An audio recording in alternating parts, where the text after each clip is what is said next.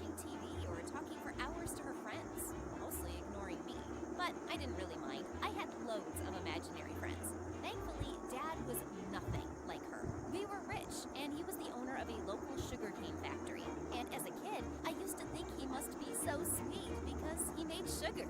In the evening, when he'd come back home, I'd drop everything and go running into his arms, and he would always have a surprise for me in his bag. Did you eat all your vegetables today, honey? Of course I did, Daddy. But Mom would find a way to ruin the moment. Will you stop giving her sweets? Do you want her to get chubby and have all her teeth fall out? But Dad just ignored her, and so did I. I think she was just mad that Dad loved me more than he loved her. One day, when I went with my mom to the nearby grocery store, we bumped into our neighbor and her daughter Karen, who was around my age. She was such a brat. Every time we met, she'd pull weird faces at me behind our mom's backs. But as we were leaving, she'd turn to Mom and smile at her like an angel. Bye, Auntie. It was so nice to see you. Aw, your daughter is the sweetest, and I love her beautiful straight hair. I wish I had a daughter like her. But, Mommy, you have me, and I'm also pretty. Daddy says so. Karen is just a lovely child. Unfortunately, Karen and I were in the same school, and because she was jealous that she wasn't the prettiest girl in class, she was always trying to mess with me. Once in 5th grade, we were at a farm for a school outing, and when the teacher wasn't looking, Karen tripped me up. I went flying face forward into a pile of cow dung. Now you look like one of the farm animals. Everyone started laughing, and the teacher helped me get cleaned up. But of course, I had to do something to get back at Karen. As the farmer was telling us about his prized pigs, I saw Karen leaning over the fence of the pigsty. I walked up to her quietly with a feather and tickled the back of her leg, and she suddenly laughed out loud and toppled over the fence, straight into the sty. Look, everyone, there's a new piggy called Karen. Everyone roared with laughter as Karen rose furiously, covered from head to toe in mud. She glared at me and screamed, but she couldn't prove I'd done anything. A few weeks later, it was time for our school concert, and the girls in our class had to perform a dance. The teacher put Karen and I in the front row since we knew the moves better than the rest. On the night of the concert, the performance was going really well, but suddenly Karen bumped really hard into me and knocked me right off the stage. The music stopped as everyone turned to stare at me. I jumped back onto the stage and pushed Karen furiously. We broke into a huge fight as the teachers separated us, and since everyone saw me attack her, I was banned from the performance. I saw my mom in the audience shaking her head in disappointment, and I just ran off the stage. I bumped straight into my dad in the hallway outside, and he hugged me as I cried angry tears. It wasn't my fault, Dad. She pushed me first. I know, I saw that. I'll have a talk with her parents and the principal. Don't you worry. Just then, my mom appeared from behind, fuming. You will do no such thing. Our daughter was wrong. Everyone saw her push Karen on stage. But Mom, I fell down first because she pushed. Stop making up stories and take some responsibility for your actions. Don't talk to her like that. She's just a child. And you spoil her too much. Some days I really hated my mom. She was a negative ball that rolled around my life. And if it wasn't for my dad, I don't know where I'd be. When it was time for high school, I was really hopeful that I'd never see Karen again. But my bubble of hope burst on the very first day when someone pushed me from behind and said, "I can't believe you're in my school, loser." Gosh, I'm so tired of you, Karen. You've been on my case ever since you moved next to my house. What do you want from me? Nothing. I just enjoy picking on you. I couldn't take it any longer, so I pushed her so hard that she went flying into the dustbin. Everyone around laughed, and I kind of became popular because of that incident. Karen kept her distance after that, and luckily we didn't have any classes together, except drama club. The school was soon arranging the Aladdin musical, and I was really eager to get the lead role of Jasmine. I prepared for the audition, but when I stepped up in front of the judges, I suddenly froze and forgot all my dialogues. So Karen got the role of Jasmine, and I got cast as Jasmine's pet tiger. Come here, pussycat, and kneel before your queen. Oh, please, Karen, it's just a stupid play. One day during rehearsal, I was waiting for my part in the play when I ended up falling asleep backstage. And when I woke up, it was really late. The doors were already locked, and when I yelled, my voice just echoed back. Great. It seemed like I was stuck here till my parents realized I was missing. And then I decided to fool around on stage. I put on Jasmine's costume and started performing alone and singing. I sang so well, I even surprised myself. I bowed in front of a pretend audience, and my heart almost jumped out of my throat when someone actually clapped. Oh, who's there? Suddenly, a tall, cute boy rose from a dark corner and stepped forward. Hi there, I'm Sean. What are you doing here? I sometimes stay behind to help my dad clean up after everyone goes home. He's the janitor here. By the way, I loved your performance. Are you the lead in the show? No, I'm not. I was just fooling around. But you were so good, Cassandra. I even recorded you on my phone. Oh, please delete that. Wait a second, you know my name? Yeah, everyone does. You're famous for pushing that Karen into the dustbin. I know. Sean had the keys for the door, and when he walked me out, it was already getting dark. He offered to walk me back home, and as soon as I got there, Dad hugged me tight. Sweetie, we were getting so worried about you. You wouldn't even pick up your phone. Sorry, Dad. I just got late with rehearsals and my phone died. Who was that boy who came home with you? You have a boyfriend now? No, Mom. He's the janitor's son. The janitor's son is your boyfriend? I knew you'd always make poor choices. If I see you with that boy again, you will do what, Mom? And what's wrong with being the janitor's son? He's no different than you or me. You see how she talks to me? This is all your fault. You spoiled her too much. No, I love her too much. Now, please be quiet. You're giving me a headache. Before I fell asleep that night, Sean popped up in my mind, and I couldn't wait to see him again. At school the next day, I looked around for him, but I didn't find him anywhere, so I decided to try the auditorium. When I got there, I spotted him at the piano, playing beautifully. Wow, that was lovely. Hey, I thought I wouldn't see you again.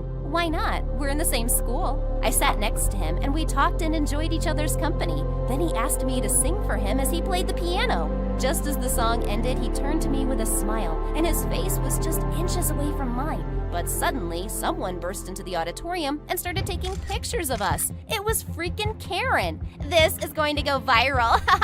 Cassandra dating the janitor's son. Do what you want, Karen. I don't care what people think.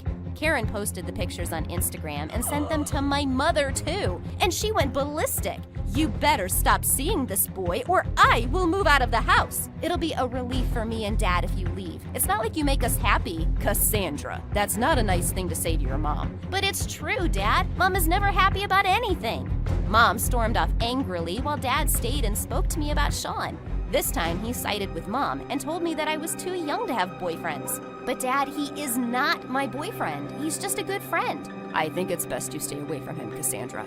Dad hardly ever asked me to do anything, so when he politely requested that, I felt I had to do it. I avoided Sean all day in school, but when I was walking back home, he caught up with me. Please, Cassandra, wait. I know you don't want to talk to me or be seen with me in school. It's not that, Sean. I think my parents don't approve. I'm sorry. Don't be. I understand that, and I won't bother you again. That's all I wanted to say. I felt bad as I watched him walk away, and I didn't want to disappoint Dad either. And after a few days, I noticed Sean had stopped coming to school. I asked the school administration about him, and they told me his dad had resigned and withdrawn Sean from the school. They had no more details of their whereabouts. Sean had left, and I hadn't even said goodbye. Even a year later, I thought of him often. And then one day, when I went to school, I saw everyone glued to their phones. And when they saw me, they came running. Hey, Cassandra, looks like your janitor boyfriend is famous now. Look, he even wrote a song for you. She showed me her phone, and I was shocked. Sean was on YouTube, dedicating his song to me. This one's for you, Cassandra. Your head of gold and your eyes so blue. The voice of an angel, believe me, it's true. From the moment we met, I already knew you were meant for me, and I'll come back for you. I was lost for words. His song melted my heart. And just then, Karen approached me.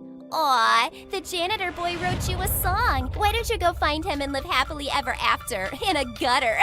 You're just a jealous witch. Why don't you go find yourself a boyfriend and stay away from me? Oh, I know why. Because no guy wants to date a mean girl like you. I'm sure your mom won't be too pleased about this song your lover boy wrote for you. For the love of God, go get a life, Karen. But when I got home, Karen was already with my mom playing the innocent angel and showing Mom the song. Cassandra, what's this I hear about you wanting to run after the janitor boy? Oh, is that what she told you? Don't give me that attitude. I'm your mother. If you're going to believe this witch who's bullied your daughter all her life, then I have no mother. Before Mom could yell at me, the phone suddenly rang, and her expression changed completely. She put down the receiver and said in a shaky voice, "Come, we have to go. Your dad's in the hospital." My heart almost stopped when I heard those words. My dad was my rock. If anything happened to him, I wouldn't know what to do. When we got to the hospital, the doctor told us that Dad had a small heart attack and that he needed to stay in the hospital for a few weeks. The drive home with Mom was very quiet. Then suddenly she spoke. "How about we eat out tonight?" "Without Dad? I don't feel like it." "Okay, we'll just go home then." The next day, I got up and went to school without saying anything to Mom. I just couldn't stop feeling angry at her, like I wanted to blame her for everything that was going wrong in my life. At lunch, I realized I'd forgotten to bring any lunch money because Dad always gave it to me.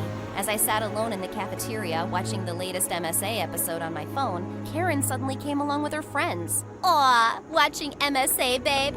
"Yeah, everyone loves MSA. But you still look sad." "Aw, it looks like Cassandra's daddy didn't give her lunch money today." "Get away from me, Karen. I'm not in the mood for you.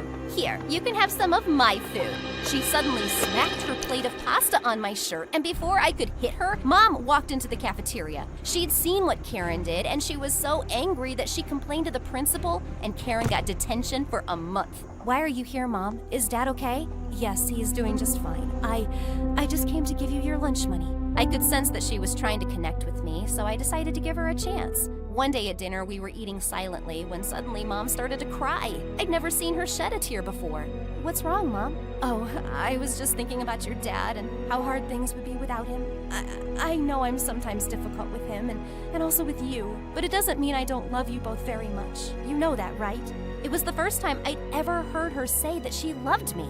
I took a moment to myself, then leaned forward and took her hand. "Yeah, I know, Mom, and I'm right here with you." Dad came home after some weeks, but he still needed to rest, so Mom started to go to his factory instead to oversee things. And I was amazed at how good she was at it. That's when I found out that she used to work there before she had me. I decided one day that I'd do something nice for Mom since she was working so hard. I cooked dinner and had the table all laid out by the time she got home, and she nearly cried when she saw it. "Oh, my darling, thank you so much for being the best daughter in the world." I hugged Mom, and Dad joined in too. We were finally one small happy family. After a few months, it was prom night, and I didn't have a date. After Sean's song went viral, everyone assumed I was still his girlfriend, so no one bothered asking me out. It wasn't true, though. Sean had never even gotten in touch with me. He was probably off traveling the world and getting famous. I was planning to miss prom, but my parents wouldn't hear of it. Mom helped me pick out a dress, and then Dad took pictures of me as I left the house. Remember, come back before the clock strikes 12 or else you'll turn into a pumpkin. The prom was fine, until they started playing Sean's song. Jeez, why did they have to play this? I was leaving the hall when suddenly Karen bumped into me with her date. "Oh, what a shame. Someone seems so lonely." "Seriously, Karen, grow up. I don't need a boy to have a good time at my prom." "Are you sure?" My heart skipped a beat, and I turned around to see Sean. He was wearing a suit, and he looked even better than I remembered. "May I have this dance?" I took his hand, and we danced the night away, gazing into each other's eyes. I smiled, because he did